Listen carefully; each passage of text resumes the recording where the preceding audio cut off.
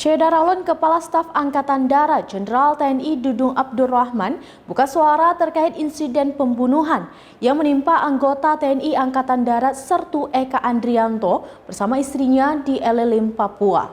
Berikut informasi selengkapnya.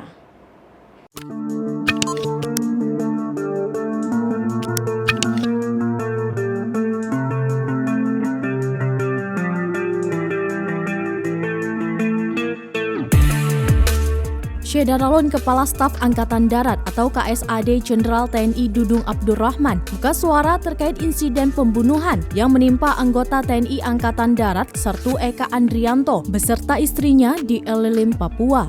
Karena itu, ia langsung memerintahkan Pangdam 17 Cendrawasih untuk mengejar pelaku pembunuhan terhadap Babinsa Sertu Eka Andrianto beserta istrinya tersebut. Jenderal Dudung mengaku mengutuk keras tindakan biadab yang dilakukan oleh sekelompok orang tidak dikenal itu, sehingga mengakibatkan Sertu Eka dan istrinya tewas.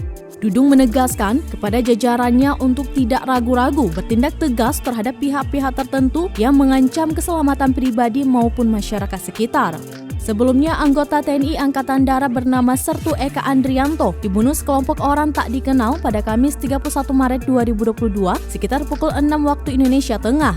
Selain Sertu Eka, istrinya bernama Sri Lestari juga dilaporkan meninggal dunia di tempat karena dianiaya oleh pelaku yang sama.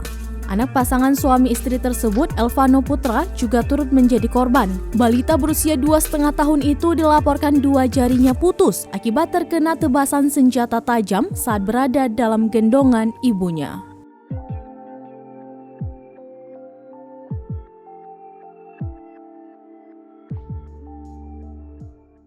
Demikian informasi terkini Syederalun. Saksikan terus informasi lainnya di kanal YouTube Serambi On TV, di Facebook Serambi News, dan berita lainnya di website serambinews.com.